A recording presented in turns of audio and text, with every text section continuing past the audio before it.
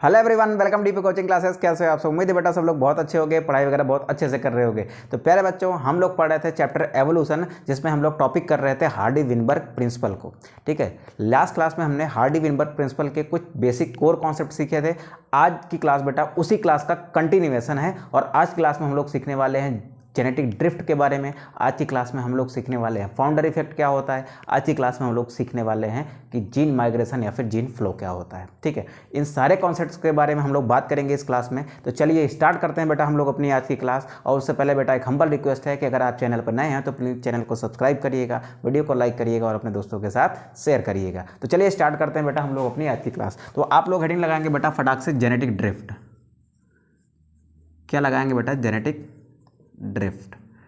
देखिए, genetic drift समझने से पहले ना हमें क्या समझना है, हमें थोड़ा सा बैकग्राउंड स्टोरी दोबारा से लेनी पड़ेगी। उस स्टोरी के बिना हम इस टॉपिक को स्टार्ट करेंगे बिना तो यार मज़ा नहीं आएगा। ठीक है, तो भाई पढ़ाई तो मज़े के साथ करनी है ना। तो चलिए स्टार्ट करते हैं बेटा। कल की क्लास में हमने क्या देखा था? हमने बात करी थी बेटा किसके बारे में? हार्डी विनबर्ग प्रिंसिपल के बारे में। हमने बात करी थी किसके बारे में? हार्डी विनबर्ग प्रिंसिपल के बारे में। ठीक है, किसके बारे में बात करी थी बेटा? हार्डी विनबर्ग प्रिंसिपल के बारे में। इसके अकॉर्डिंग हमने ये कहा था कि अगर कोई पॉपुलेशन जेनेटिक इक्विलिब्रियम या फिर हार्डी विनबर्ग इक्विलिब्रियम में है तो वो इवॉल्व नहीं करती। क्या कहा था हमने क्या कहा था कि if A population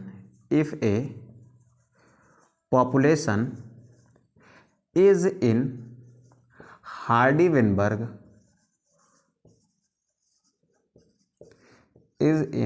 Weinberg equilibrium, या फिर इसी को हमने कहा था बेटा जेनेटिक इक्विलिब्रियम।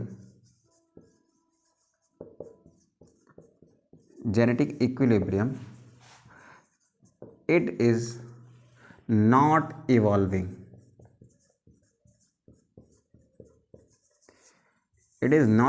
मतलब ये इवॉल्व नहीं करती।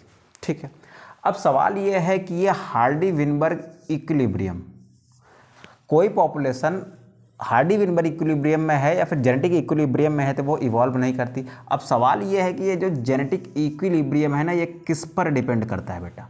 तो ये डिपेंड करता है एलील फ्रीक्वेंसीज पर। Allele frequencies of A gene in gene pool. ये बात हमने कल कही थी। एलील फ्रीक्वेंसी क्या होती है, कैसे निकाली जाती है, ये भी हमने बताया था। तो एलील क्या होते हैं बेटा? एलील क्या होते हैं? अल्टरनेटिव फॉर्म ऑफ जीन होते हैं। मान लीजिए मेरे पास एक जीन था, मैंने जीन किसका लिया था बेटा? आई कलर का जीन लिया था। और आई कलर के हमने दो फॉर्म लिए थे। एक था उसका डोमिनेंट फॉर्म, ठीक है, एक था बेटा क्या? Recessive form. ठीक है, डोमिनेंट फॉर्म को कैपिटल बी कहा था, रेसेसिव फॉर्म को स्मॉल बी कहा था। और डोमिनेंट फॉर्म को रिप्रेजेंट करता है कौन?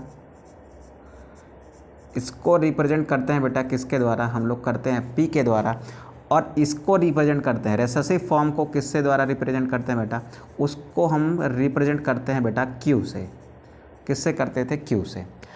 अब एलील फ्रीक्वेंसी को हम कैसे दिखाते हैं बेटा? डोमिनेंट एलील की फ्रीक्वेंसी को पी से दिखाते थे और रेसेसिव फॉर्म की फ्रीक्वेंसी को हम किससे दिखाते थे? क्यू से। ध्यान से सुनेंगे बेटा, पी क्या है? पी जो है ना वो डोमिनेंट फॉर्म की एलील फ्रीक्वेंसी है। क्यू क्या है बेटा? ये रेसेसिव फॉर्म की क्या है? एलील फ्रीक्वेंसी है। फिर हमने कहा था कि P plus Q is always equal to 1, यानी डोमिनेंट एलील की फ्रीक्वेंसी और रेसेसिव एलील की फ्रीक्वेंसी की वैल्यू हमेशा कितनी होती है? 1 होती है। ये बात हमने कल कही थी। ठीक है, फिर हमने क्या कहा था कि इस एलील फ्रीक्वेंसी से, ये जो एलील फ्रीक्वेंसी आई है, सपोज करिए कि मान लीजिए मेरे पास एक पॉपुलेशन है। इसमें मैं किसको कंसिडर कर रहा हूँ बेटा? मैं इसको कंसिडर कर रहा हूँ आई कलर को। आई कलर के लिए अगर हम जीन फ्रीक्वेंसी देखें पी बराबर, तो वो आप मान लीजिए 0.6 है। तो यहाँ पर Q की वैल्यू कितनी होगी? रेसेसिव एलील की फ्रीक्वेंसी कितनी होगी? 0.4 होगी। ठीक है, अब यहाँ पर P की वैल्यू आ गई है 0.6, Q की वैल्यू आ गई है 0.4। ठीक है, अब मैं क्या कह रहा हूँ कि ये जो पॉपुलेशन है इसके जो मेंबर्स हैं बेटा, मैं कैसे कहूँगा कि ये पॉपुलेशन जो है वो जेनेटिक इक्विलिब्रियम या फिर हार्डी विनबर्ग इक्विलिब्रियम में है। तो इस एलील फ्रीक्वेंसी, ये जो एलील फ्रीक्वेंसी है ना, इस एलील फ्रीक्वेंसी के अकॉर्डिंग हम कैसे कह पाते हैं कि ये जो पॉपुलेशन है ना, ये पॉपुलेशन किस में है, हार्डी विनबर्ग इक्विलिब्रियम में है या जेनेटिक इक्विलिब्रियम में है। तो सर हम कैसे कह पाते हैं, हम ऐसे कह पाते हैं कि हमने कल क्या कहा था कि अगर किसी पॉपुलेशन में ये जो एलील फ्रीक्वेंसी हो वो कांस्टेंट रहे, यानी ये ना बदले, यानी P एंड Q की वैल्यू कांस्टेंट रहे, उसमें कोई चेंज ना आए। P एंड Q की वैल्यू कांस्टेंट रहे, 0.6 P है, Q जो है वो 0.4 है, तो ये इतना ही रहे, इसमें कोई चेंज ना आए। और इनकी जो जनरेशन हो बेटा, उनकी जनरेशन में भी ये फ्रीक्वेंसी क्या हो, एलील की फ्रीक्वेंसी क्या हो, फिक्स हो। मतलब जिस पॉपुलेशन में ये पॉपुलेशन है, इस पॉपुलेशन में तो एलील फ्रीक्वेंसी फिक्स होनी ही चाहिए, साथ साथ में इनकी जो जनरेशन आएगी ना, इनकी जो ऑफस्प्रिंग आएगी, उनमें भी क्या होनी चाहिए बेटा, ये फिक्स होनी चाहिए। तब हम कहेंगे कि ये पॉपुलेशन जो है ना, ये कब किस में है, ये बेटा आपके हार्डी विनबर्ग इक्विलिब्रियम में है। ठीक है, तो इससे ये डिसाइड हो जाता है कि अगर ये पॉपुलेशन हार्डी विनबर्ग इक्विलिब्रियम में है तो इसमें क्या होगा बेटा, एवोल्यूशन की प्रोसेस नहीं होगी। नॉट इवॉल्विंग का मतलब कि एवोल्यूशन नहीं होगा, एवोल्यूशन की प्रोसेस इसमें नहीं होगी। यहाँ तक बात क्लियर है बेटा? अगर यहाँ तक बात क्लियर है ना, तो इसी कॉन्सेप्ट को आगे बढ़ाते हैं कि किसी पॉपुलेशन को कब कहा जाता है कि वो किस में है, हार्डी विनबर्ग इक्विलिब्रियम में है या फिर जेनेटिक इक्विलिब्रियम में है, जब उसकी एलील फ्रीक्वेंसी में कोई चेंज नहीं आता, जब उसकी एलील फ्रीक्वेंसी क्या हो जाती है, कांस्टेंट हो जाती है। तो यहाँ पर लिखेंगे अ पॉपुलेशन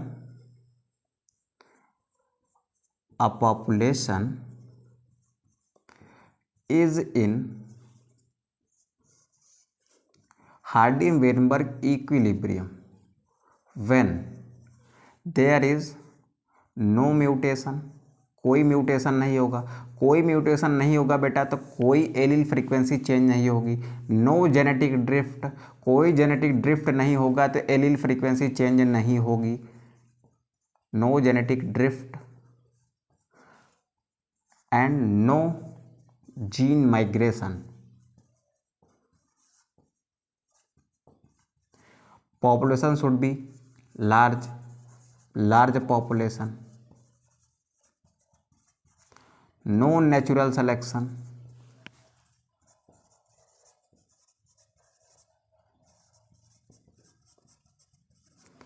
उसके बाद था बेटा no genetic recombination,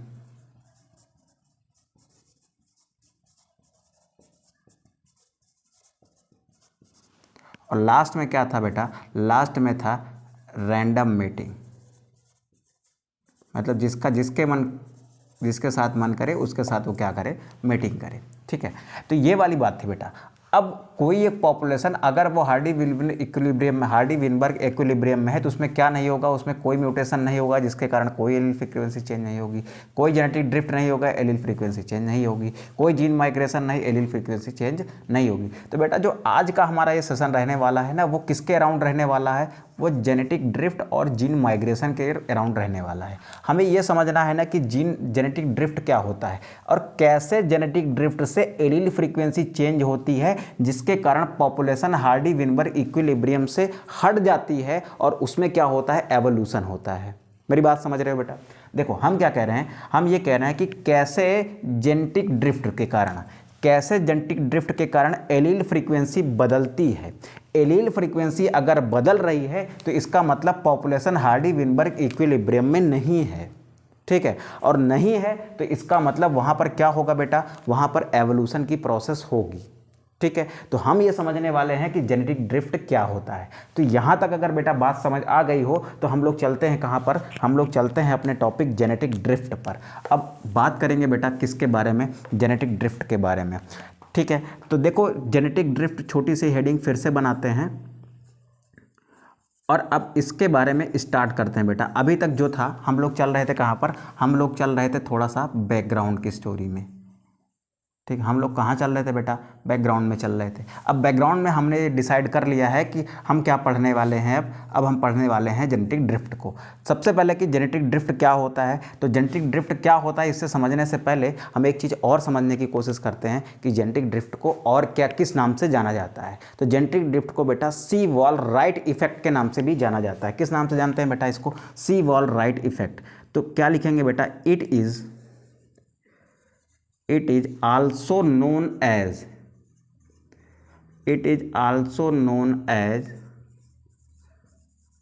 Seawall right effect. ठीक है, किस नाम से जानते हैं बेटा इसको, सीवॉल राइट इफेक्ट यानी SWE के नाम से जानते हैं। अब ध्यान से सुनेंगे बेटा कि जेनेटिक ड्रिफ्ट क्या होता है। जेनेटिक ड्रिफ्ट क्या होता है, देखो मान लो कोई एक स्मॉल पॉपुलेशन है, उस स्मॉल पॉपुलेशन की ये जो एलील फ्रीक्वेंसी है ना वो चेंज हो जाए किसी चांस इवेंट के कारण। अचानक से ऐसी कोई देखो मान लो ये एक स्मॉल पॉपुलेशन है, इसकी कुछ एलील फ्रीक्वेंसी है, पी और क्यू की कुछ वैल्यू है, जैसे यहाँ पर 0.6 एंड 0.4 है। मान लो यहाँ पर कोई एक ऐसी घटना घट जाए, कोई एक ऐसा चांस इवेंट है, यानी अचानक से कोई ऐसा इवेंट हो जाए जिसके कारण ये पी एंड क्यू की वैल्यू चेंज हो जाए, तो इसको हम क्या कहेंगे बेटा, इसको हम कहेंगे यहाँ पर क्या आ गया बेटा, जेनेटिक ड्रिफ्ट आ गया। स्मॉल पॉपुलेशन है, इस स्मॉल पॉपुलेशन में किसी चांस इवेंट यानी अचानक से किसी घटना के कारण ये पी एंड क्यू की वैल्यू चेंज हो जाए, यानी अल्टर हो जाए। यानी अब अल्टर होने का मतलब है बेटा कि चेंज हो गया रही है। Alteration of allele frequency of a small population bye A chance event is called genetic drift. Genetic drift क्या है, जेनेटिक ड्रिफ्ट एक प्रोसेस है जिसमें क्या होता है बेटा, किसी स्मॉल पॉपुलेशन यानी छोटी सी पॉपुलेशन में एलील फ्रीक्वेंसी चेंज हो जाती है। किसके कारण, किसी चांस इवेंट के कारण। अचानक से कोई ऐसी घटना घटी कि उस स्मॉल पॉपुलेशन की जो एलील फ्रीक्वेंसी थी वो क्या हो गई, चेंज हो गई। इसी को हम क्या कह रहे हैं, जेनेटिक ड्रिफ्ट कह रहे हैं। तो जेनेटिक ड्रिफ्ट को हम कैसे बेटा डिफाइन कर सकते हैं, जेनेटिक ड्रिफ्ट को कैसे डिफाइन कर सकते हैं बेटा, यहाँ पर लिखते हैं बेटा अल्टरेशन और change in allele frequency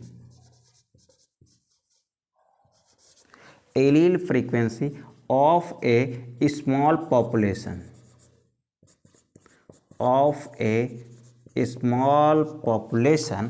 by a की जगह बेटा लिखो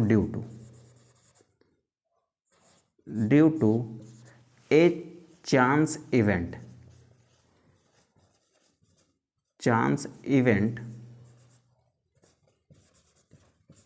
is called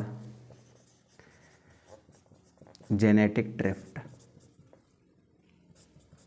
ठीक है, अगर किसी स्मॉल पॉपुलेशन में किसी चांस इवेंट के कारण क्या जाता है बेटा, उसकी एलील फ्रीक्वेंसी चेंज हो जाती है या अल्टर हो जाती है ना, तो उसी फिनोमेना को, उसी घटना को आप क्या कहते हो, जेनेटिक ड्रिफ्ट कहते हो।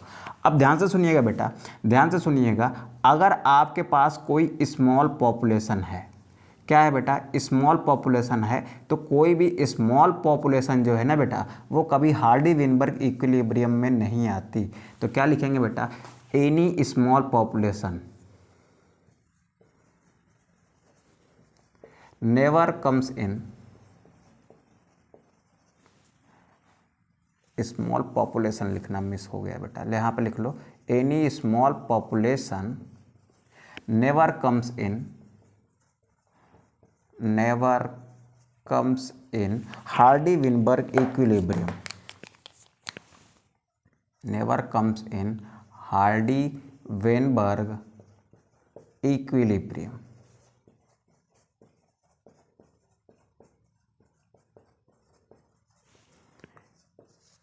ठीक है बेटा, अब हार्डी-विनबर्ग इक्विलिब्रियम में नहीं आ रही, तो इसका मतलब क्या हो रहा है बेटा, इसका मतलब है क्या हो रहा है, वहाँ पर एवोल्यूशन हो रहा है।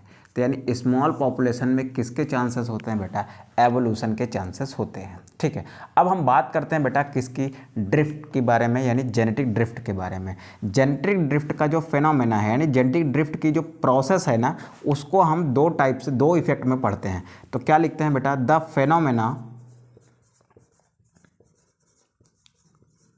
phenomenon of genetic drift can be divided into two effects. ठीक है, सबसे पहले फिर से एक बार रिकैप कर देते हैं कि जेनेटिक ड्रिफ्ट क्या होता है। मान लो कोई एक छोटी सी पॉपुलेशन है, उसकी कोई एक फिक्स जीन फ्रीक्वेंसी है। अगर इस छोटी सी पॉपुलेशन की ये जो जीन फ्रीक्वेंसी है ना, पी एंड क्यू की वैल्यू है ना, ये क्या हो जाए बेटा, चेंज हो जाए या अल्टर हो जाए किसी बाई चांस इवेंट के कारण, अचानक से कोई घटना घट जाए जिसके कारण ये फ्रीक्वेंसी चेंज हो जाए ना, इसी को हम क्या कहते हैं, इसी को हम कहते हैं जेनेटिक ड्रिफ्ट। ठीक है, यहाँ तक बात क्लियर है बेटा। अब ये जेनेटिक ड्रिफ्ट आने के कारण एलील फ्रीक्वेंसी बदल गई। एलील फ्रीक्वेंसी बदल गई अगर, तो इसका मतलब है कि जेनेटिक इक्विलिब्रियम क्या हो गया, डिस्टर्ब हो गया। जेनेटिक इक्विलिब्रियम डिस्टर्ब होने का मतलब है कि पॉपुलेशन जो है वो हार्डी वेनबर्ग इक्विलिब्रियम में नहीं है। अगर नहीं है बेटा तो फिर क्या है, नहीं है तो इसका मतलब वहाँ पर क्या होगा बेटा, वहाँ पर एवोल्यूशन होगा। वही बात हम यहाँ पर कह रहे हैं, यानी जेनेटिक ड्रिफ्ट किसके लिए रिस्पॉन्सिबल होता है, एवोल्यूशन के लिए रिस्पॉन्सिबल होता है। कैसे रिस्पॉन्सिबल होता है बेटा, अभी यहाँ पर देखते हैं। The phenomena of genetic drift can be divided into two effect. अब वो टू इफेक्ट कौन कौन से हैं बेटा, तो इसमें पहला लिखो, पहला इफेक्ट जो है ना वो है बॉटल नेक इफेक्ट। क्या है बेटा, वो है बॉटल नेक इफेक्ट, वो है बॉटल नेक इफेक्ट। और दूसरा इफेक्ट जो हम इसमें पढ़ने वाले हैं ना, वो है बेटा आपका फाउंडर इफेक्ट। क्या कहोगे उसको बेटा, उसको आप कहोगे फाउंडर इफेक्ट। ठीक है, तो सबसे पहले बात करेंगे बेटा बॉटल नेक इफेक्ट के बारे में, देन बात करेंगे फाउंडर इफेक्ट के बारे में, एंड देन लास्ट में बात करेंगे जीन माइग्रेशन के बारे में। ठीक है, उसके बाद हमारा ये टॉपिक खत्म हो जाएगा। ठीक है, चलिए स्टार्ट करते हैं बेटा हम लोग क्या अपना टॉपिक बॉटल नेक इफेक्ट। उससे पहले आप इसका स्क्रीनशॉट कर लीजिए। पूरे बैकग्राउंड की स्टोरी मैंने यहाँ तक कवर की, फिर यहाँ से जेनेटिक ड्रिफ्ट क्या क्या चीज़ें हैं उससे रिलेटेड चीज़ें मैंने यहाँ लिख दी हैं बेटा। अब आगे बढ़ते हैं हम लोग किसके साथ में, ये जो आपकी जेनेटिक ड्रिफ्ट दो इफेक्ट्स में डिवाइड हो रही है, bottle neck effect and founder effect में। तो पहले देखेंगे बॉटल नेक को, उसके बाद दिखेंगे किसको बेटा, फाउंडर इफेक्ट को। इससे पहले आप स्क्रीनशॉट करिए बेटा, देन आगे बढ़ जाते हैं। फटाक से करिए स्क्रीनशॉट। चलो बेटा इसको रफ करते हैं और फटाक से पढ़ते हैं हम लोग कौन सा इफेक्ट, बॉटल नेक इफेक्ट।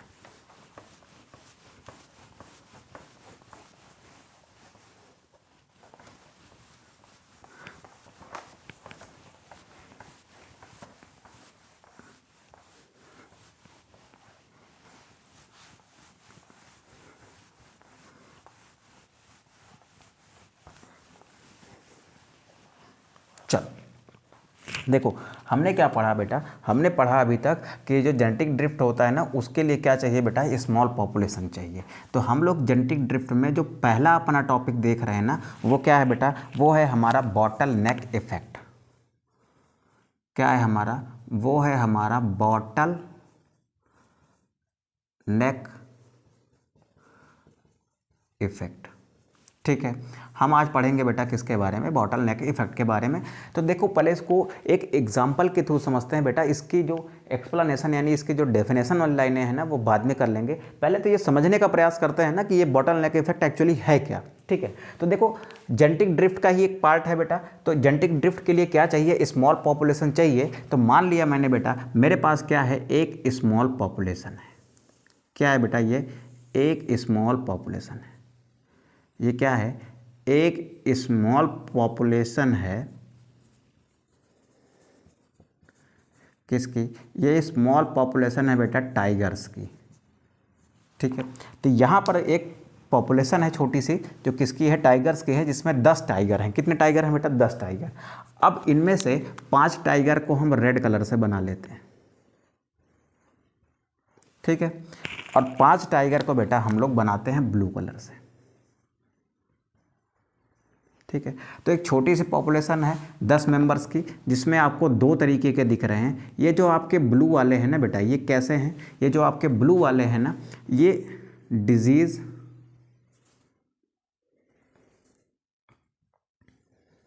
ये आपके डिजीज ससेप्टेबल हैं। ठीक है, ये क्या होते हैं बेटा, ये जल्दी बीमार पड़ जाते हैं। क्या हो जाते हैं ये जल्दी बीमार पड़ जाते हैं। और ये जो आपके रेड वाले हैं ये डिजीज रेजिस्टेंस हैं। ये क्या है बेटा, ये डिजीज रेजिस्टेंट हैं, यानी ये जल्दी बीमार नहीं पड़ते। तो ये क्या होते हैं बेटा, जल्दी बीमार नहीं होते। ठीक है। अब बेटा इन टाइगर्स के अंदर कोई एक ऐसा जीन होगा ना जो ये डिसाइड करता होगा कि कौन जल्दी बीमार पड़ेगा, कौन जल्दी बीमार नहीं पड़ेगा, यानी किसकी रोग प्रतिरोधक क्षमता ज़्यादा है, किसी की रोग प्रतिरोधक क्षमता कम है। तो इसमें कोई जीन होगा बेटा। तो इसमें क्या है, मान लिया हमने एक जीन है, ठीक, जो ये डिसाइड करता है इसकी इम्यूनिटी को। ठीक, तो जो इस जीन का डोमिनेंट फॉर्म होगा उसको मान लिया वो क्या है, कैपिटल डी है, जो डिजीज रेजिस्टेंट है। इसको किससे रिप्रेजेंट कर दिया, कैपिटल डी से। और इस जीन का बेटा जो रेसेसिव फॉर्म है उसको मान लिया स्मॉल डी। तो चलो डिजीज रेजिस्टेंस वाले के पास क्या है, उसका जीनोटाइप कैपिटल डी है, और डिजीज ससेप्टेबल का जीनोटाइप क्या है, स्मॉल डी। अब डोमिनेंट फॉर्म को हम प्रदर्शित करते हैं बेटा पी से, और रेसेसिव फॉर्म की एलील फ्रीक्वेंसी को चलो यहाँ पर लिख भी लेते हैं। डोमिनेंट फॉर्म की जो एलील फ्रीक्वेंसी है, एलील फ्रीक्वेंसी है, इसको दिखाया मैंने पी से, और इसकी जो बेटा एलील फ्रीक्वेंसी है इसको दिखाया हमने क्यू से। इस पी की वैल्यू अगर 0.5 है, 0.5 है, तो इस क्यू की वैल्यू भी क्या होगी बेटा, 0.5 ही होगी। ठीक है, ये एक पॉपुलेशन है जहाँ पर 0.5 पी वाले हैं और 0.5 क्या हैं, क्यू वाले हैं। ठीक है, यहाँ पर इसकी एलील फ्रीक्वेंसी फिक्स है, कितनी है, 0.5 एंड 0.5। ठीक है, अगर ये allele frequency P and Q की वैल्यू यही रह जाती है, पॉपुलेशन में कभी बदलती नहीं, तो इसका मतलब यहाँ पर हार्डी विनबर्ग इक्विलिब्रियम है और यहाँ पर एवोल्यूशन की प्रोसेस कभी नहीं होने वाली। अगर ये बदल जाती है तो इसको हम क्या कहेंगे कि यहाँ पर ये हार्डी विनबर्ग इक्विलिब्रियम में नहीं है और यहाँ पर एवोल्यूशन की प्रोसेस हो सकती है। ठीक है, तो चलिए अब देखते हैं आगे कि एक्चुअल में यहाँ पर होता क्या है। तो देखो क्या होता है बेटा, देखो क्या होता है। मान लीजिए मैंने क्या कहा था कि जेनेटिक ड्रिफ्ट क्या है कि स्मॉल पॉपुलेशन में ये जो एलील की फ्रीक्वेंसी है ये बदल जाए किसी चांस इवेंट के कारण, तो वो क्या है, आपका जेनेटिक ड्रिफ्ट है। अब इसमें क्या चांस इवेंट आने वाला है वो समझिए आप। देखो यहाँ पर क्या हुआ, यहाँ पर मान लो एक हंटर आता है। हंटर आता है का मतलब एक इंसान आता है जो अपने हाथ में क्या लेके आता है भाई साहब, अपने हाथ में AK-47 लेके आ जाता है। क्या लेके आ जाता है बेटा, AK-47 लेके आ जाता है। ठीक है, अपने हाथ में क्या लेके आ जाता है, AK-47, और आके इन टाइगर्स का क्या करने लग जाता है बेटा, ये शिकार करने लग जाता है, गोलियों से भून डालता है इनको क्या करता है बेटा, इन पर गोलियां चला देता है। इन पर जैसे ही ये गोलियां चलाता है ना, तो इनमें से क्या होंगे बेटा, बहुत सारे टाइगर्स मर जाएंगे, लेकिन कुछ टाइगर अपने आप को छुपाने के लिए क्या होते हैं बेटा, अपने आप को छुपाने के लिए क्या करते हैं, वो एक जगह से दूसरी जगह पर भाग जाते हैं। क्या करते हैं बेटा, एक जगह से दूसरी जगह पर वो भाग जाते हैं। ठीक है, तो अब ध्यान से देखेंगे बेटा, अब ध्यान से देखेंगे यहाँ पर क्या होता है। जब इसने इनको गोलियों से भून दिया तब क्या होगा बेटा, तब क्या होगा, तब यहाँ पर ये पॉपुलेशन जो है ना, स्मॉल पॉपुलेशन जो है ना, ये कुछ ऐसे हो जाती है बेटा। देखो यही डायग्राम मैं यहाँ बनाता हूँ कि एक्चुअल में यहाँ पर किस तरीके का सिनारियो बनेगा, यहाँ पर क्या सिनारियो बनेगा। अभी जो ये कहीं भी ऐसे घूम टहल रहे थे ना, अब ये निकल कर यहाँ पर कहाँ चले जाएंगे बेटा, एक बॉटल नेक में चले जाएंगे। ये ऐसे एक एरिया बना लेते हैं, यहाँ आकर ये इसी एरिया तक संकीर्ण हो जाएंगे, क्योंकि यहाँ पर क्या है बेटा, यहाँ पर क्या है, यहाँ पर ये एरिया ऐसा है जहाँ पर हंटर नहीं आ सकता। तो ये लोग कहाँ चले गए बेटा, इस एरिया में चले गए, और कुछ को तो इसने क्या किया, भून डाला। अब यहाँ पर टाइगर कौन से बचे थे, यहाँ पर बचे थे ब्लू वाले। यहाँ पर कौन से बचे थे बेटा, यहाँ पर बचे थे ब्लू वाले। अब ध्यान से देखिएगा बेटा, यहाँ पर कौन से बचे हैं, ब्लू वाले, यानी बचे कौन से, जो डिजीज़ ससेप्टेबल थे, यानी जिनमें डिजीज़ जो है आसानी से हो जा रही थी वो बचे, बाकी क्या हुए बेटा, मर गए। अब क्या हुआ बेटा, अब क्या हुआ, अब जैसे ही ये सारा सिनारियो यहाँ पर घटित हुआ, गवर्नमेंट को जैसे ही पता चला कि यहाँ पर क्या हुआ है बेटा, यहाँ पर देखो, यहाँ पर हुई है हंटिंग, यहाँ पर लिख लेता हूँ बेटा मैं, यहाँ पर क्या हुई बेटा, हंटिंग। किसके द्वारा भाई, हंटर्स। ये जो हंटिंग हुई है ना हंटर्स द्वारा, ये तो बेटा बता के तो होगी नहीं कि हाँ हम हंटिंग करने आ रहे हैं, भाई साहब अलार्म बजाते हुए आएंगे कि हम टाइगर्स के ऊपर गोली चलाने आ रहे हैं, ऐसा तो करेंगे नहीं। ये कैसे होगी बेटा, ये अचानक से होगी ना, ये अचानक से होगी। तो दिस इज़ क्या, this is a by chance event.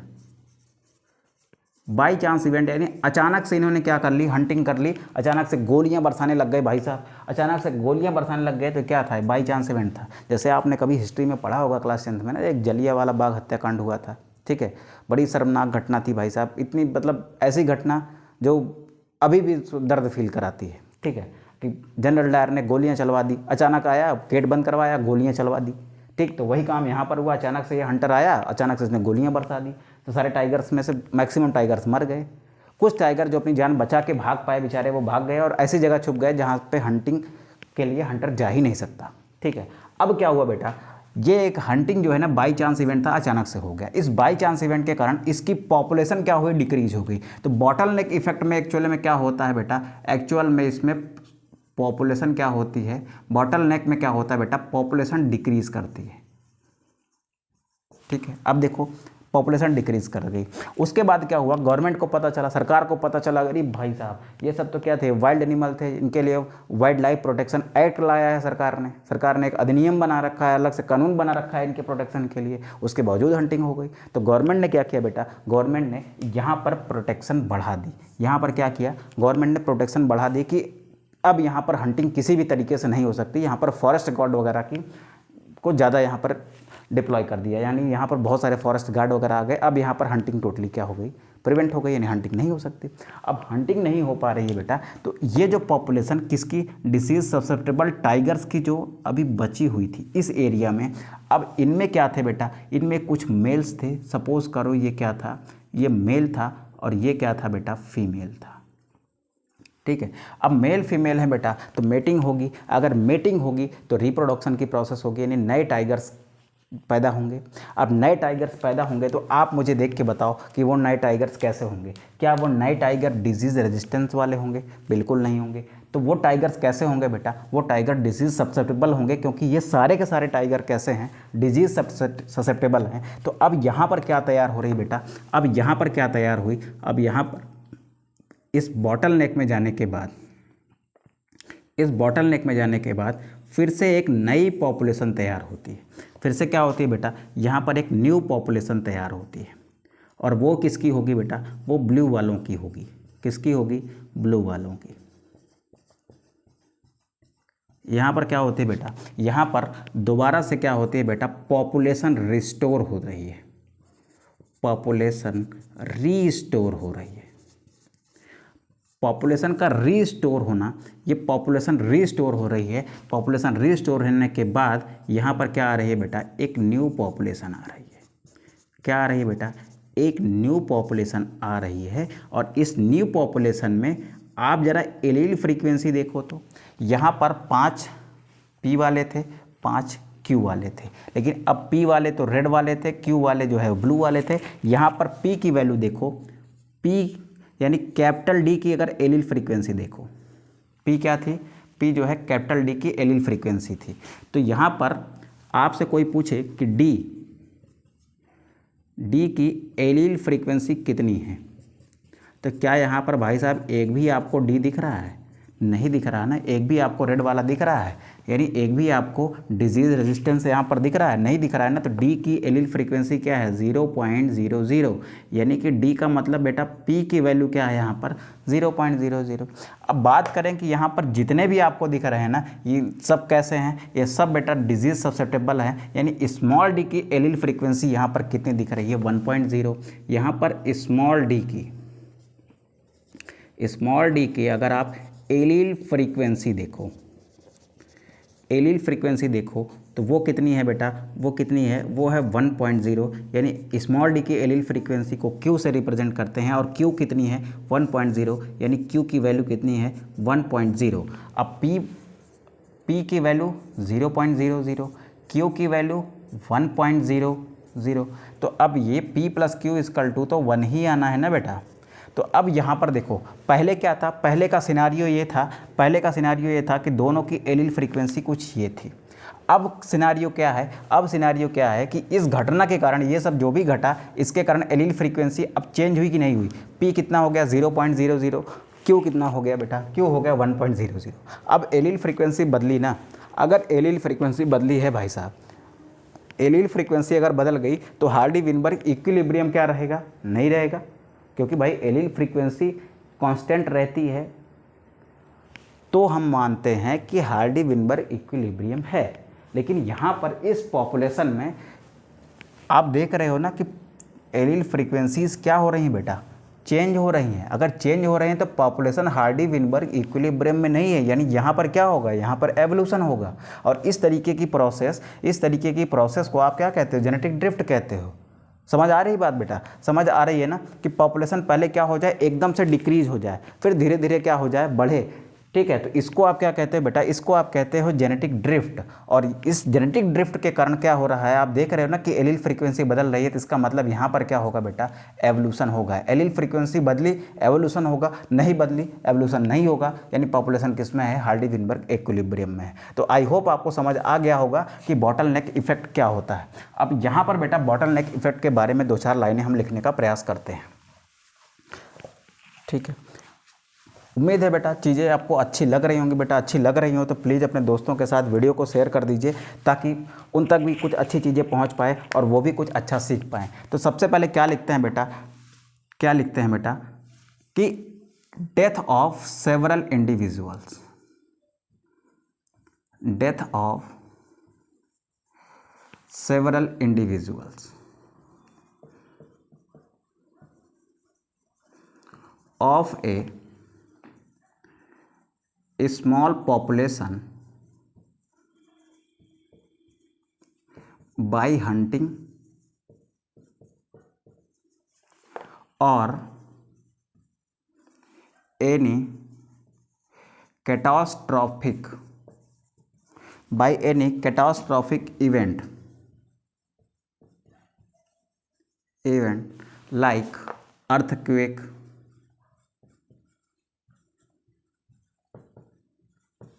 forest fire,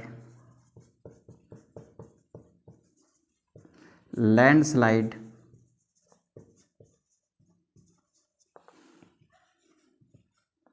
etc. Population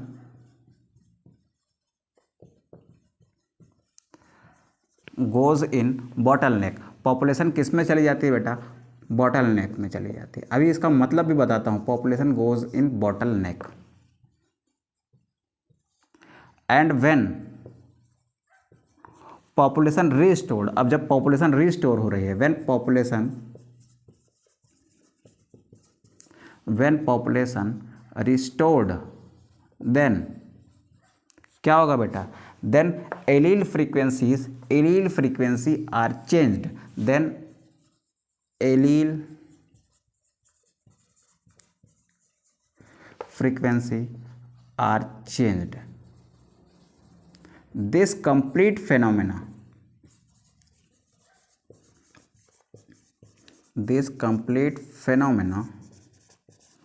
is called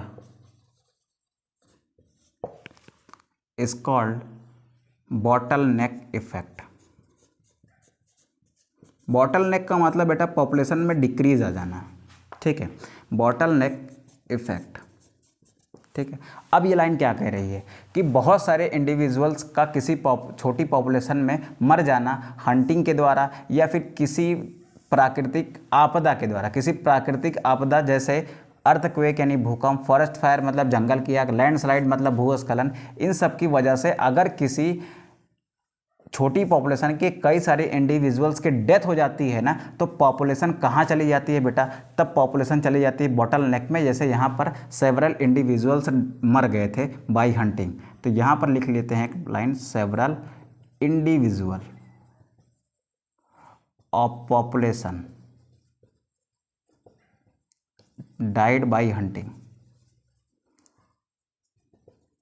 hunting के द्वारा मर गए, तो पॉपुलेशन किस में चली गई बेटा, बॉटल नेक में। बॉटल नेक में जाने के बाद जब ये पॉपुलेशन रिस्टोर होती है ना, तब इसमें एलील फ्रीक्वेंसी चेंज हो जाती हैं, और इसी पूरे फिनोमेनन को और इसी पूरी प्रोसेस को हम किस नाम से जानते हैं बेटा, बॉटल नेक इफेक्ट के बारे में जानते हैं। तो आई होप अब आपको जेनेटिक ड्रिफ्ट क्लियर हो गया होगा कि जेनेटिक ड्रिफ्ट का बॉटल नेक इफेक्ट क्या होता है। एनसीईआरटी ने जिस इफेक्ट के बारे में बात की है वो है फाउंडर इफेक्ट। तो इसके बाद जस्ट हम पढ़ने वाले हैं किसके बारे में बेटा, फाउंडर इफेक्ट के बारे में। तो आप इसका यहाँ से यहाँ तक का स्क्रीनशॉट करिए, देन हम लोग बेटा आगे बढ़ते हैं और बात करते हैं किसके बारे में, फाउंडर इफेक्ट के बारे में। ठीक है, तो फटाक से स्क्रीनशॉट करेंगे बेटा इसका। चलो बेटा अब हम लोग करते हैं क्या बेटा, अब हम लोग करते हैं फाउंडर इफेक्ट। ठीक है, तो इसको फटाक से रफ करते हैं और चलते हैं आगे।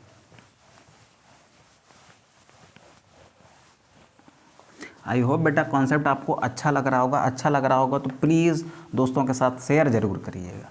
ठीक है, तो पहला हमने सीख लिया जेनेटिक ड्रिफ्ट का इफेक्ट, वो था हमारा बॉटल नेक इफेक्ट। अब हम लोग सीखेंगे फाउंडर इफेक्ट। बड़ी मेहनत करवाता है यार ये। एक तो ठंड में क्या होता है बेटा ना, थोड़ा सा ये इंक जो है ना इस पर जो है चिपक जाती है, और चिपक जाती है तो फिर रफ करने में बड़ी दिक्कत होती है, बड़ी मेहनत लगती है। ठीक है, चलिए हम लोग दूसरा इफेक्ट चलते हैं बेटा। हमारा जो दूसरा इफेक्ट है ना वो क्या है बेटा, फाउंडर इफेक्ट है। एनसीईआरटी में ये दिया हुआ है। ठीक है, अब ध्यान से सुनेंगे बेटा। फाउंडर इफेक्ट को भी पहले एग्जांपल के थ्रू समझ लेते हैं, उसके बाद हम लोग इसको क्या करेंगे बेटा, हम लोग इसको डिफाइन कर लेंगे। ठीक है, तो चलो स्टार्ट करते हैं बेटा।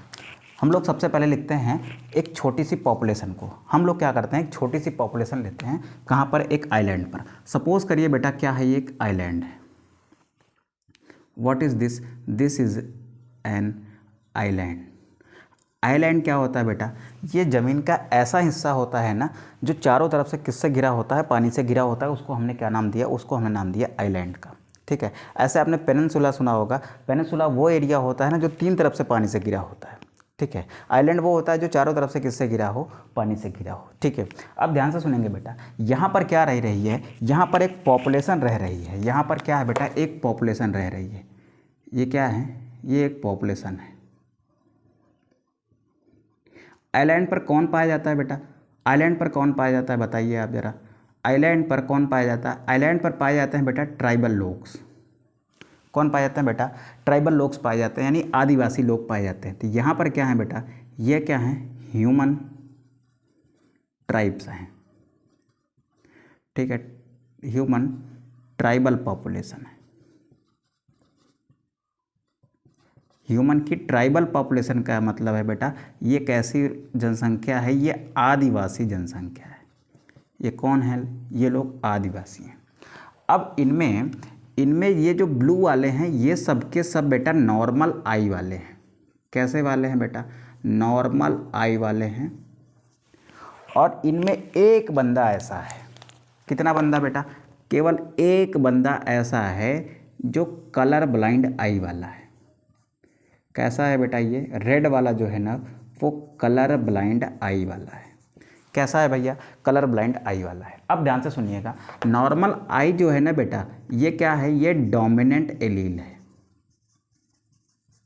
आई का क्या है बेटा, ये डोमिनेंट एलील है। और कलर ब्लाइंड जो है ना ये किसकी वजह से होता है बेटा, इसका एक है रेसेसिव एलील।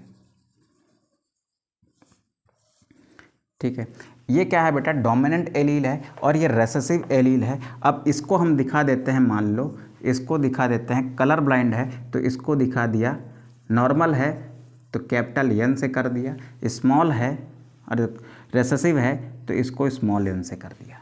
ठीक है, चलो ऐसे ही कर लेते हैं। अब देखो ये जो डोमिनेंट एलील है ना बेटा, इसकी भी कुछ फ्रीक्वेंसी होगी। इसको हम क्या कहेंगे, allele frequency of dominant allele. क्या कहेंगे बेटा, allele frequency of dominant allele. वो देखो सारे के सारे लोग कैसे हैं, मैक्सिमम तो सब नॉर्मल आई वाले ही हैं। तो वो मान लिया बेटा, उसको हम रिप्रेजेंट करते हैं पी से, और वो मान लिया कितनी है, 9.99 है। ठीक है, अब रेसेसिव एलील की फ्रीक्वेंसी को फिर यहाँ पर लिखना पड़ेगा, तो यहाँ पर लिखते हैं allele frequency of recessive allele, इसको रिप्रेजेंट करते हैं बेटा क्यू से, और क्यू की वैल्यू मान लिया 0.01 है। पी एंड क्यू को आप ऐड करोगे तो 1 आ जाएगा, ठीक है। अब यहाँ पर क्या हुआ बेटा, यहाँ पर क्या हुआ, ये जो पॉपुलेशन रह रही है ना यहाँ पर क्या हुआ, अब मेरी बात को ध्यान से सुनिएगा। ये कोई एक मैं एग्जैक्ट एग्जाम्पल नहीं दे रहा हूँ बेटा, ये काल्पनिक एग्जाम्पल है जो दिमाग में सोच के बनाया गया है। कभी मेरे टीचर्स ने मुझे पढ़ाया था तो मुझे भी याद है, तो मैं भी आपको बोल रहा हूँ ऐसे, ठीक है। तो बेटा क्लास 12th में आज आप पढ़ रहे हो, क्लास 12 को पास किए हुए ना 12-13 साल हो गए हैं हमको। आई थिंक 14-15 साल भी हो गए होंगे, अगर ढंग से काउंट करूँ मैं उसको, तो कम से कम 13 साल 14 साल तो हो ही गए हैं। अब इतने पहले इतनी एडवांस टेक्नोलॉजी नहीं थी कि यूट्यूब पर मैं भी बैठ जाता देखता वीडियो, मुझे भी बहुत सारे नॉलेज मिल जाते, अलग अलग टीचर्स से पढ़ने को मिल जाता। उस टाइम क्या होता था बेटा ना, ऑफलाइन क्लासेस हुआ करती थी। ऑफलाइन क्लासेस में जो आपको टीचर, आपके पास ऑप्शन नहीं है, आपको जो टीचर पढ़ा रहा है आपको उसी से सीखना है, ठीक है। तो वो मेरा सौभाग्य था कि मेरे पास कुछ अच्छे टीचर्स थे जिनके अंडर रह के मैं कुछ बहुत अच्छा सीख पाया हूँ। बेटा मैं जो कुछ भी हूँ ना, मैं उन्हीं की देन हूँ, उन्हीं से सीखा है जो कुछ भी सीखा है। और कुछ चीज़ें होती हैं बेटा ना जो आपको अपने आप इवॉल्व करनी पड़ती हैं। सारी चीज़ें आप इंटरमीडिएट का टीचर जो है ना वो आपको इतनी बड़ी बड़ी चीज़ें नहीं सिखा सकता। तो कुछ चीज़ें हैं जो ग्रेजुएशन लेवल पर सीखी गई, कुछ चीज़ें हैं जो पीजी लेवल पर सीखी गई, पोस्ट ग्रेजुएशन लेवल पर। लेकिन बेटा ज़्यादातर कॉन्सेप्ट जो है ना, ज़्यादातर जो कॉन्सेप्ट हैं, जो आज की चीज़ें हैं आप आपको दे रहे हैं ना, वो बेटा अपने आप से डेवलप किए हुए हैं। तो जो चीज़ें अपने आप से डेवलप की जाती हैं ना, वो थोड़ा सा यूनिक टाइप की होती हैं, ठीक है। तो वो चीज़ें क्या होती हैं बेटा, थोड़ा सा यूनिक होती हैं। तो आज जिस तरीके की स्टडी का पैटर्न बढ़ा हुआ है, पढ़ाई का जिस तरीके का दौर आज चल रहा है ना, आज से 10 साल 15 साल पहले ऐसा नहीं था बेटा। इतने सारे ऑप्शंस नहीं थे, इतने सारे सोर्स ऑफ नॉलेज नहीं थे, ठीक है। आज आपके पास है, आप अच्छे से लीजिए, और यही उम्मीद है कि आने वाला जो भविष्य है उसके में आप बहुत अच्छा कंट्रीब्यूशन दे पाओगे कंट्री की ग्रोथ में, ठीक है। तो इसी उम्मीद के साथ कि सब कुछ बहुत अच्छा, बहुत बेहतरीन करोगे आप इस देश के लिए, ठीक है। एक जिम्मेदार नागरिक बनोगे, इसी उम्मीद के साथ हम बेटा पढ़ाते हैं आपको, और आपसे भी ये उम्मीद करते हैं कि आप हमारी उम्मीद पर खरा उतरोगे, ठीक है। तो चलो स्टार्ट करते हैं बेटा, हम लोग अपने टॉपिक पे आते हैं। ये देखो बेटा, ये जो मैंने एग्जांपल लिया है ना, ये एक हाइपोथेटिकल एग्जांपल है, काल्पनिक एग्जांपल है, ठीक है। माना कि एक क्या था, आइलैंड था, आइलैंड पर कुछ ट्राइबल लोग रह रहे थे। उसमें कुछ जो था, एक बंदा ऐसा था जो कलर ब्लाइंड था, बाकी सब कैसे थे, नॉर्मल आई वाले थे। नॉर्मल आई वाला जो डोमिनेंट था ना, उसकी एलील फ्रीक्वेंसी को मैं पी से रिप्रेजेंट कर रहा हूँ, और इसकी एलील फ्रीक्वेंसी को क्यू से रिप्रेजेंट कर रहा हूँ।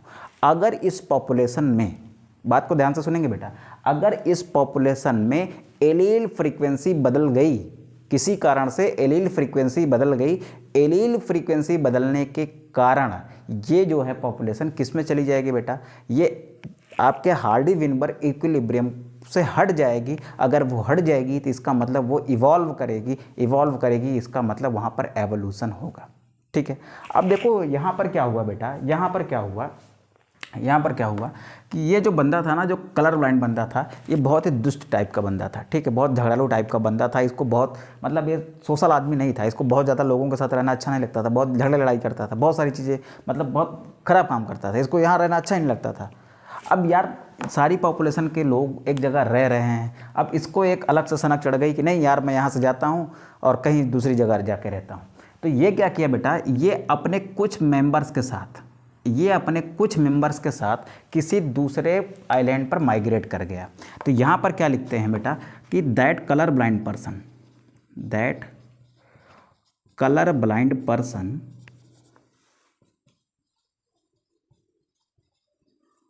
migrated to new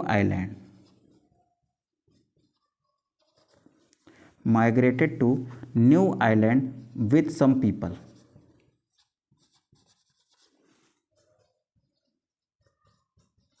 ये क्या हुआ बेटा, एक नई जगह माइग्रेट कर गया, एक नए आइलैंड पर चला गया। चलो अब ये बंदा, ये रेड वाला बंदा कहाँ आ गया बेटा, एक न्यू आइलैंड पर आ गया। तो ये क्या है, एक न्यू आइलैंड है, और ये न्यू आइलैंड बेटा ऐसा आइलैंड है जहाँ पर कोई नहीं रहता। ऐसे दुनिया में बेटा आप बहुत सारे देश ऐसे देखोगे ना कि जिनके आइलैंड्स जो है ना अभी भी खाली हैं। जैसे अभी बीच में हम लोगों के इंडिया में एक केस आया था नॉर्थ सेंटिनल आइलैंड का, आपके अंडमान निकोबार द्वीप समूह का पार्ट है वो। तो वहाँ पर की पॉपुलेशन बहुत कम है, और वहाँ के जो नेटिव लोग हैं ना, वो वहाँ के बाहर की दुनिया से एकदम कटे हुए हैं। बाहर की दुनिया में हम लोग आज 5G के ज़माने में जी रहे हैं, वहाँ पर उनके पास कोई दूर संचार का सिस्टम ही नहीं है। उनका अपना अलग ही सिस्टम है। आज की दुनिया से वो एकदम कटे हुए हैं। ठीक है, ठीक है। तो आप ये समझिए कि ऐसे लोग क्या हैं बेटा, ऐसे लोग क्या हैं, ऐसे लोग जो है ना वो आज की जो मेन स्ट्रीम है ना उससे क्या है, हट गए हैं। हम लोगों की तरह वो जीवन नहीं जी रहे हैं, उनका अपना अलग से कल्चर है, उनका अपने एक अलग से लाइफ स्टाइल है। ठीक है, तो वो क्या होते हैं बेटा, उनको ट्राइब कहते हैं। तो ऐसे बेटा बहुत सारे आइलैंड हैं ना जहाँ पर लोग रहते ही नहीं हैं, वो इतने एक्सट्रीम प्लेसेस हैं कि वहाँ पर लोग रहते ही नहीं हैं। तो ऐसा ही ये आदमी था। ये आदमी अपने लोगों के साथ एक नाव में सवार हुआ और वहाँ से क्या हुआ, निकल गया और कहाँ पहुँचा, एक नए आइलैंड पर। ये नए आइलैंड पर पहुँचा है और अपने 4-5 लोगों के साथ ये पहुँचा है। ठीक है, ये एक बहुत ही स्मॉल पॉपुलेशन है। ठीक है, अब इस बंदे ने क्या किया, क्योंकि सारा किया धरा किसका था, सारा किया धरा इस कलर ब्लाइंड आदमी का था। तो ये बंदा क्या बन गया बेटा, इस ट्राइब का हेड बन गया। तो ये क्या बन गया बेटा, ये कलर ब्लाइंड वाला जो रेड वाला बंदा है ना, ये बन गया ट्राइब का हेड। क्या बेटा, क्या बन गया है, ट्राइब का हेड बन गया। ठीक है, अब ये ट्राइब का जो हेड बन गया ना, अब ये ट्राइब का हेड बनने के कारण अब इसके पास इतने अधिकार आ गए, ये किसी भी फीमेल के साथ मेटिंग कर सकता था। हमारे समाज में तो ऐसा नहीं होता कि कोई भी मेल किसी फीमेल के साथ मेटिंग करके रिप्रोडक्शन कर ले, ऐसा तो नहीं होता। यहाँ पर अलग तरीके की सामाजिक रीतियाँ हैं। ठीक है, लेकिन यहाँ पर इस आइलैंड पर ये जो ट्राइब का हेड बनाना, इसके पास कुछ स्पेशल पावर थे। अपनी ट्राइब को कंट्रोल करने के लिए कुछ स्पेशल पावर थे। उन्हीं स्पेशल पावर में से एक पावर ये थी कि ये जो है ना, ये ट्राइब का हेड जो है ना बेटा, ये इन लोगों में ये जो फीमेल्स थी, जो भी यहाँ पर 3, 4, 7, 8, 10, 15 जो भी फीमेल्स आई होंगी ना, उन सबके साथ क्या कर सकता है बेटा, उन सबके साथ रैंडम मेटिंग कर सकता है। तो अगर ये ट्राइबल हेड जो है, ये कलर ब्लाइंड पर्सन, ये कैसा है बेटा, ये जो ट्राइबल हेड है ना, ये क्या है बेटा, ये कलर ब्लाइंड पर्सन है। क्या है, कलर ब्लाइंड पर्सन है। अब इसने क्या कर दी बेटा, इसने स्टार्ट कर दी रैंडम मेटिंग, यानी ये किसी के साथ भी मेटिंग कर रहा है, यानी किसी के साथ भी रिप्रोड्यूस कर रहा है, किसी के साथ भी रिप्रोड्यूस करेगा बेटा, तो क्या करेगा, यहाँ पर बहुत सारे नए जो है ऑर्गेनिजम्स बनेंगे, नए लोग पैदा होंगे। और जब नए लोग पैदा होंगे बेटा, तो ये पॉपुलेशन बढ़ जाएगी, और ये पॉपुलेशन बढ़ जाएगी। अब चूँकि ये कलर ब्लाइंड इसके साथ भी मेट कर रहा है, इसके साथ भी, इसके साथ भी, कई लोगों के साथ मेट करेगा ना, तो पॉसिबिलिटीज़ क्या हैं कि यहाँ पर कलर ब्लाइंड ने कई सारे लोगों के साथ मीटिंग की, तो कलर ब्लाइंड लोगों की पॉपुलेशन बढ़ने के चांसेस यहाँ पर क्या हैं बेटा, ज़्यादा हैं। तो यहाँ पर कलर ब्लाइंड लोगों के भी संख्या बढ़ रही है, और नॉर्मल लोगों की संख्या भी क्या हो रही है, बढ़ रही है। ठीक है, अब यहाँ पर देखो, नॉर्मल लोग वहाँ पर बहुत ज़्यादा थे, यहाँ पर नॉर्मल आई वाले ज़्यादा थे। ये क्या थे, कलर ब्लाइंड वाले बेटा लेस थे। यहाँ पर क्या हो गए हैं, जितने आपके देखो लगभग बराबर हो गए हैं। ब्लू वाले क्या हैं आपके, नॉर्मल आई वाले हो गए। ठीक है, और ये रेड वाले क्या हो गए बेटा, रेड वाले आपके कलर ब्लाइंड हो गए। ठीक है, ये क्या हो गए बेटा, ये आपके कलर ब्लाइंड हो गए। अब ध्यान से सुनेंगे बेटा, ये जो नॉर्मल आई है और ये जो कलर ब्लाइंड आई है, नॉर्मल आई के लिए हमने इस्तेमाल किया था P को, कलर ब्लाइंड के लिए इस्तेमाल किया था Q को। अब देखो फ्रीक्वेंसी बदल गई कि नहीं बदल गई। अब लगभग ये यहाँ पर फ्रीक्वेंसी मान लो निकल के आई, हाइपोथेटिकल मान लिया। देखो यहाँ पर जब ज़्यादा थे ना तब फ्रीक्वेंसी ये थी, अब यहाँ पर नॉर्मल आई वाले कम हो गए तो फ्रीक्वेंसी कम हो जाएगी, मान लिया 0.6 आ गई। यहाँ पर देखो कलर ब्लाइंड लोगों के नंबर्स बढ़ गए ना, तो मान लिया कितने हो गए, 0.4 हो गए। अब आप बताइए बेटा क्या यहाँ पर फ्रीक्वेंसी बदली है, तो हाँ सर फ्रीक्वेंसी बदली है। क्या बेटा यहाँ पर फ्रीक्वेंसी बदली है, बिल्कुल बदली है सर। यहाँ पर कितनी थी, 9.99 थी, यहाँ पर कितनी थी, यहाँ पर 0.01 थी, लेकिन यहाँ पर देखो आप P एंड Q की वैल्यू बदल गई। किसके कारण, ये नया जो इन्होंने एक स्थान से दूसरे स्थान पर अपने आप को शिफ्ट किया, यहाँ जाने के बाद अलग तरीके से एक रिप्रोडक्शन की प्रोसेस चली, और ये अलग तरीके के रिप्रोडक्शन की प्रोसेस ने क्या किया, एक न्यू कॉलोनी स्टेब्लिश की। यानी यहाँ पर इसने क्या किया बेटा, रिस्टोर किया किसको, पॉपुलेशन को। ठीक है, यहाँ पर इस रैंडम मेटिंग की इस ट्राइब ने, जिसके कारण यहाँ पर कलर ब्लाइंड लोगों के नंबर बढ़ गए, पॉपुलेशन रिस्टोर हुई। तो यहाँ पर बहुत सारे लोग ऐसे दिखे जो कलर ब्लाइंड थे, और बहुत सारे लोग ऐसे भी दिखे जो क्या थे, नॉर्मल आई वाले थे। तो बताओ बेटा यहाँ पर P एंड Q की वैल्यू बदली ना, P एंड Q की वैल्यू बदलने का मतलब है यहाँ पर क्या चेंज हुई है बेटा, यहाँ पर क्या चेंज हुई है, यहाँ पर जीन की फ्रीक्वेंसी क्या हुई है, बदली है। जीन फ्रीक्वेंसी बदलने का मतलब है कि हार्डी-विनबर्ग इक्विलिब्रियम चेंज हुआ है। हार्डी-विनबर्ग इक्विलिब्रियम चेंज होने का मतलब है यहाँ पर कौन सी प्रोसेस होने वाली है बेटा, यहाँ पर अब एवोल्यूशन की प्रोसेस होने वाली है।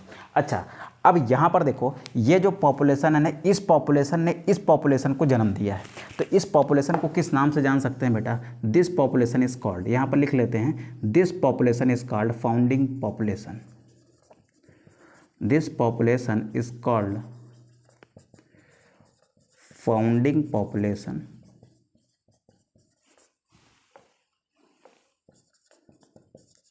This population is called founding population. और ये जो फाउंडिंग पॉपुलेशन है बेटा, ये जो पॉपुलेशन फाउंडिंग पॉपुलेशन है, बाद में ये जो क्या बना लेती है बेटा, ये रिस्टोर कर दिए पॉपुलेशन को, यानी ये जब रिप्रोड्यूस करती है और रिप्रोड्यूस करने के बाद एक नई कॉलोनी इस्टेब्लिश करती है जिसमें जीन फ्रीक्वेंसी क्या होती है, बदल जाती है। तो इसी को हम क्या कहते हैं बेटा? इसी को हम क्या कहते हैं? फाउंडर इफेक्ट कहते हैं बेटा। क्या कहते हैं? इसी को फाउंडर इफेक्ट कहते हैं। तो अब हम लिखते हैं बेटा कि फाउंडर इफेक्ट क्या है।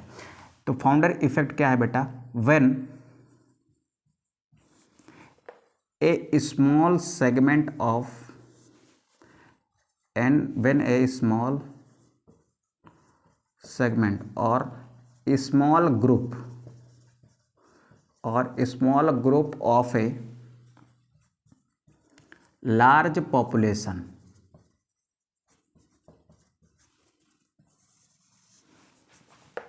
breaks from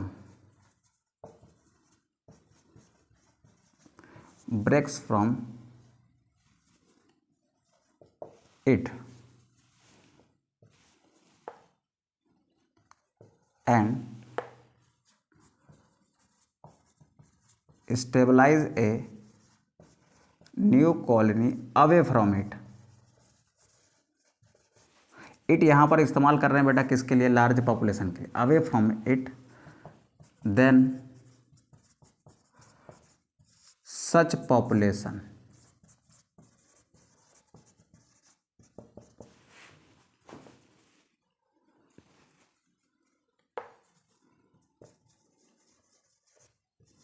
सच पॉपुलेशन यानी जो अलग हो रहे बेटा, वो पॉपुलेशन क्या कहलाती है?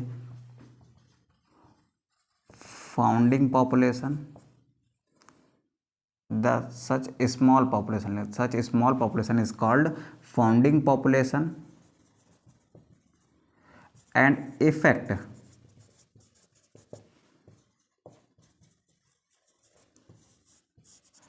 effect is called founder effect।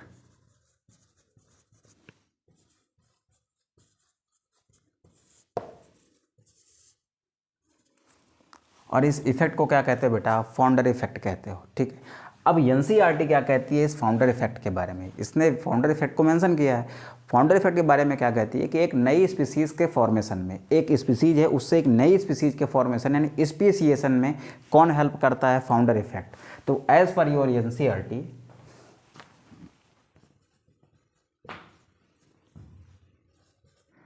As per NCERT, the founder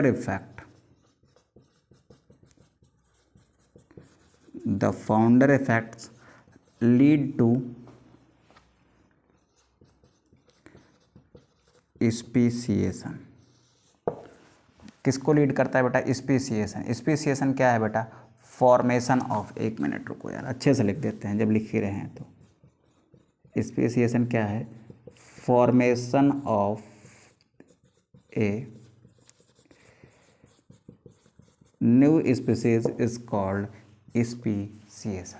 ठीक है, हमने क्या देखा बेटा? हमने देख लिया बॉटल नेक को, हमने देख लिया बेटा फाउंडर इफेक्ट को। इन दोनों केस में हमने देखा कि एलील फ्रीक्वेंसी क्या हो रही है? चेंज हो रही है। एलील फ्रीक्वेंसी चेंज होने के कारण हार्डी विनबर्ग इक्विलिब्रियम डिस्टर्ब हो रहा है और वहाँ पर कौन सी प्रोसेस हो रही है बेटा? वहाँ पर एवोल्यूशन की प्रोसेस हो रही है। ठीक है, तो यहाँ पर ख़त्म होता है हमारा जेनेटिक ड्रिफ्ट।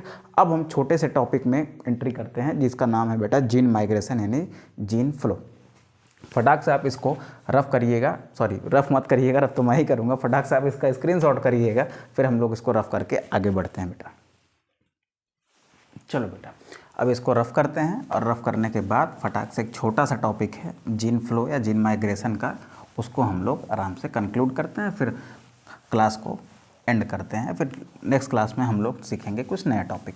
ठीक है, 2-3 लेक्चर का चैप्टर और बचा हुआ है, अच्छे से कवर अप करेंगे। एक नया चैप्टर स्टार्ट कर रहे हैं साथ साथ, उसके भी वीडियोज़ आपको टाइम पर मिलते रहेंगे बेटा। तो फटाक से हम लोग यहाँ पर हेडिंग डालते हैं जीन माइग्रेशन। क्या डालते हैं बेटा? Gene migration. सबसे पहले बेटा समझने की कोशिश करते हैं कि व्हाट इज माइग्रेशन। क्या है बेटा माइग्रेशन? क्या है?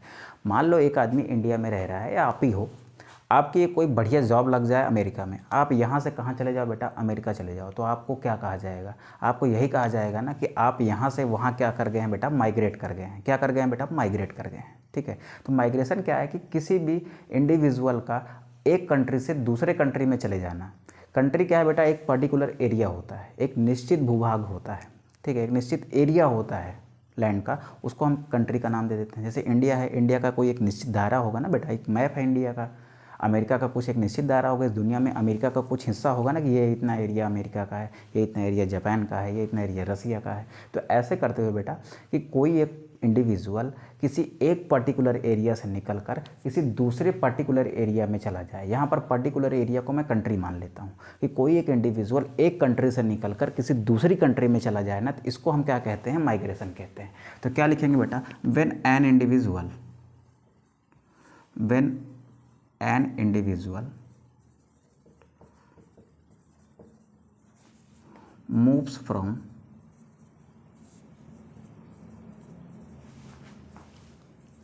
one particular area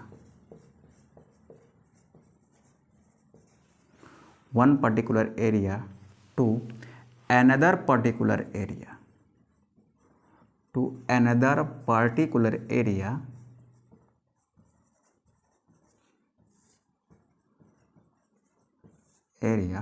process is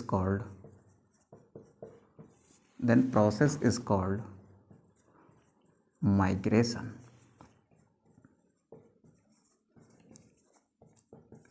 ठीक है, अब यहाँ क्या करा रहे हैं? इंडिविजुअल का माइग्रेशन नहीं, हम किसका माइग्रेशन करा रहे हैं बेटा? जीन का। यानी एक जीन किसी एक एरिया से निकलकर किसी दूसरी एरिया में जाके इवॉल्व करे, इसको हम क्या कहेंगे बेटा? Gene migration. अब जीन माइग्रेशन को भी इसी तरीके के एक एग्जाम्पल से समझते हैं बेटा। सपोज करो ये है इंडिया। क्या है बेटा? ये इंडिया है। ये क्या है? इंडिया है। और ये हैं बेटा इंडियन लोग। ये भी क्या है बेटा? एक हाइपोथेटिकल एग्जांपल ले रहा हूँ। आप किसी भी कंट्री का नाम लिख सकते हैं as your choice, because we are Indians, we love India, that's why we are talking about India. ठीक है, देखो ये क्या है बेटा? ये इंडिया है। और ये क्या है बेटा? भारत के लोग हैं, हमारा प्यारा भारत, और हम भारत के लोग। ठीक है, अब ध्यान से सुनिए बेटा, अब ध्यान से सुनिए। ये एक दूसरा एरिया है, एक दूसरी कंट्री का एरिया है। इस एरिया को मान लेते हैं हम, ये एरिया अमेरिका है। क्या है बेटा? ये एरिया अमेरिका है। और ये कौन है बेटा? ये अमेरिकन लोग हैं। ठीक है, क्या है बेटा? ये इंडिया है और ये अमेरिका है। ठीक है, आप कुछ भी ले लो, चलो अमेरिका नहीं अच्छा लग रहा, बड़ा देश है, अमेरिका ना मान के कोई भी एक देश ले लेते हैं। चलो इसको हम ले लेते हैं इंग्लैंड। क्या है बेटा? ये इंग्लैंड है। ठीक है, चलो अब देखो होता क्या है। अब कोई पर्सन यहाँ से यहाँ चला जाए, कोई इंडियन पीपल यहाँ से यहाँ चला जाए, तो इसको हम क्या कहेंगे बेटा? माइग्रेशन हुआ है। अब हम किस कॉन्टेक्स्ट में पढ़ रहे हैं? हम पढ़ रहे हैं बेटा जीन का माइग्रेशन। अब जीन का माइग्रेशन पढ़ने के लिए हमें थोड़ी सी इस एग्जाम्पल को और एलेबोरेट करना होगा। ठीक है, चलो कर लेते हैं, क्या ही जाता है। हाँ देखो, ये इंडिया के लोग जो है ना, हम एक हाइपोथेटिकल कंडीशन क्रिएट कर रहे हैं। मान लो जो इंडिया के लोग हैं ना बेटा, इनका जो ब्लड ग्रुप है,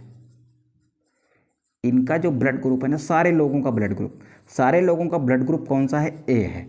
अब ए ब्लड ग्रुप है तो इसका एलील भी होगा, मान लिया हमने IA एंड IA। ठीक है, इनका जीनोटाइप क्या है बेटा? IA and IA।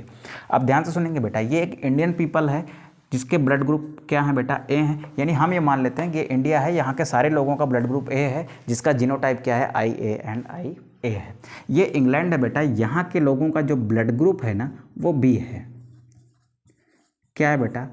ये ब्लड ग्रुप B है। यहाँ के जो भी लोग हैं उनका ब्लड ग्रुप क्या है बेटा? B है।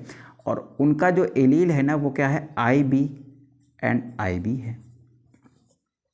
ठीक है, अब इसके जीनोटाइप में जो एलील्स हैं ना, वो कौन से हैं? IB and IB।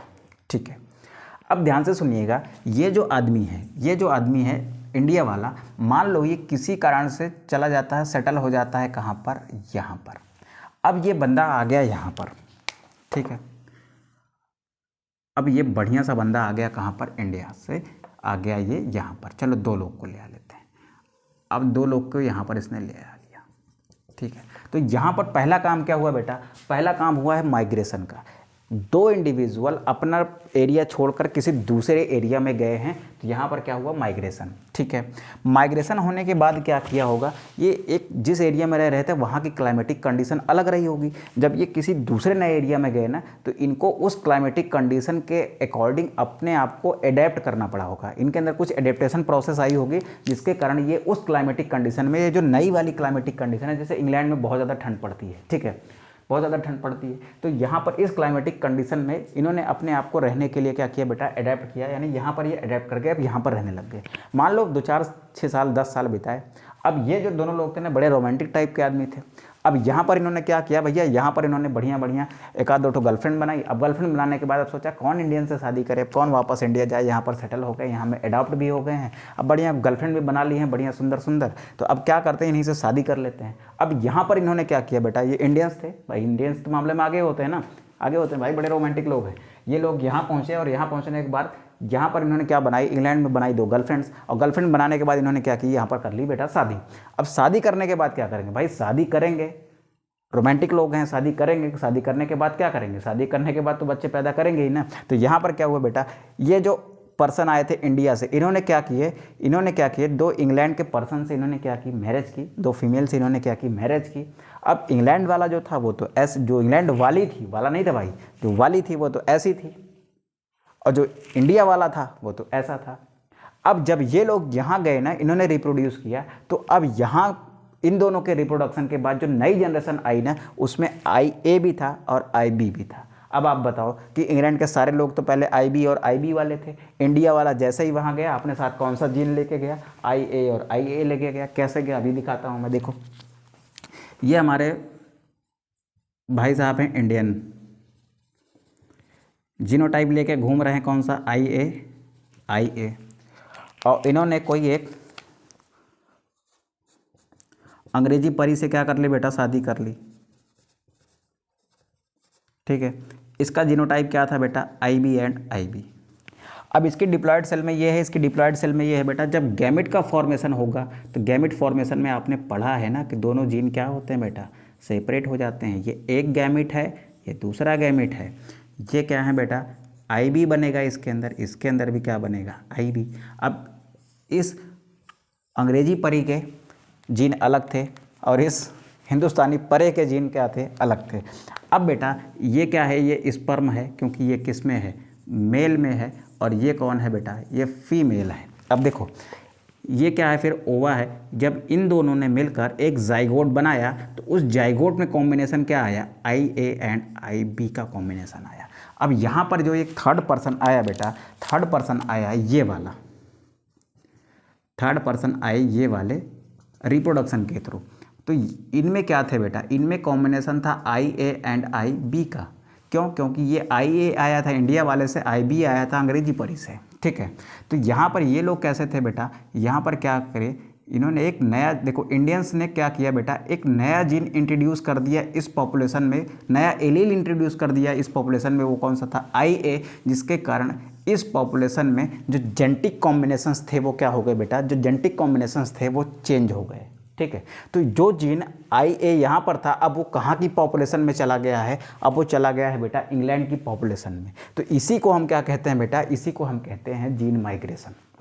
जो जीन पहले यहाँ पर था, अब वो कहाँ इंट्रोड्यूस हो गया, वो इस पॉपुलेशन में आ गया है। अब इनके बच्चे जो हैं बेटा, ये कभी रिप्रोड्यूस करेंगे, तो ये तो IA जीन को अपने बच्चों में तो डालेंगे ही ना, बिल्कुल डालेंगे। तो ये जो जीन था IA वाला, अब कहाँ की पॉपुलेशन में आ गया, अब इंग्लैंड की पॉपुलेशन में आ गया। इससे ये जो लाल वाला बंदा पैदा होगा ना, ये कैसा होगा बेटा, IA एंड IB वाला होगा।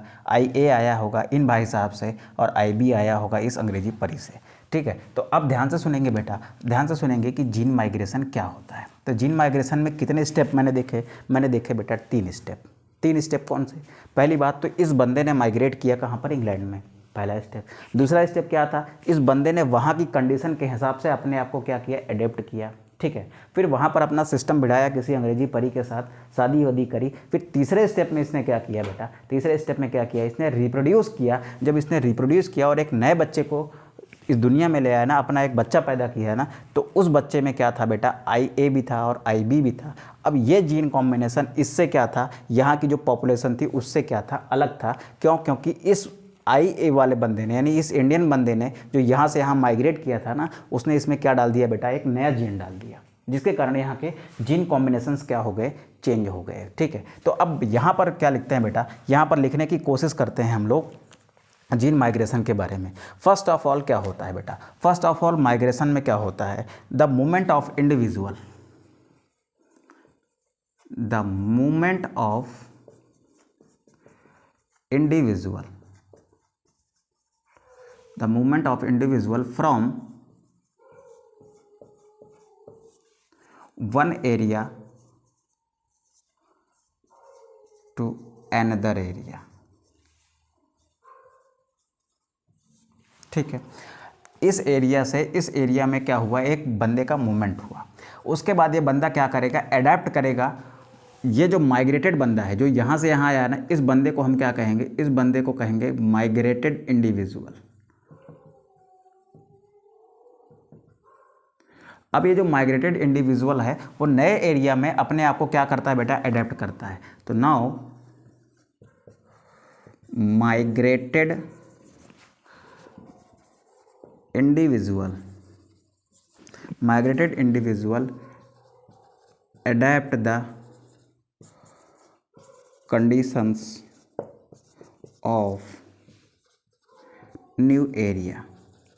उसके बाद क्या करता है बेटा, उसके बाद उस एरिया के लोगों के साथ, जिस एरिया में ये माइग्रेटेड इंडिविजुअल गया है, उस एरिया के लोगों के साथ इसने क्या कर दी बेटा, ब्रीडिंग स्टार्ट कर दी और एक नया एलील इंट्रोड्यूस कर दिया। कहाँ पर, इस पॉपुलेशन में, जिससे क्या बन गए, नए जेनेटिक कॉम्बिनेशन बन गए। IA और IB इन दोनों से अलग एक जेनेटिक कॉम्बिनेशन बन गया, ठीक है। तो अब यहाँ क्या लिखते हैं बेटा, now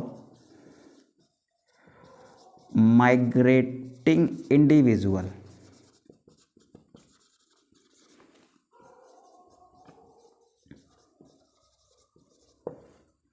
breed with the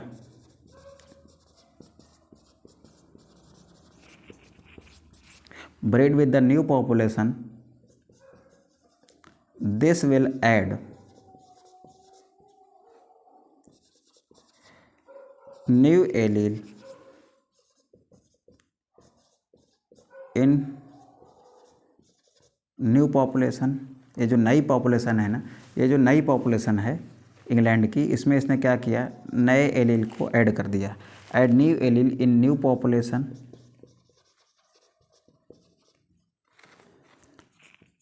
to form new combination। to form मत लिखो, and form लिखो, and form new gene combination or allele combination।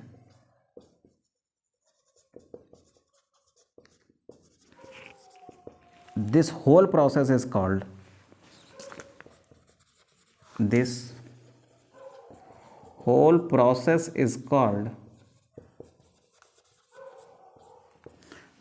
process is called gene migration. क्या कहते हैं बेटा इसी को, इसी को कहते हैं जीन माइग्रेशन, ठीक है। आई होप अब आपको जीन माइग्रेशन भी क्लियर हुआ होगा।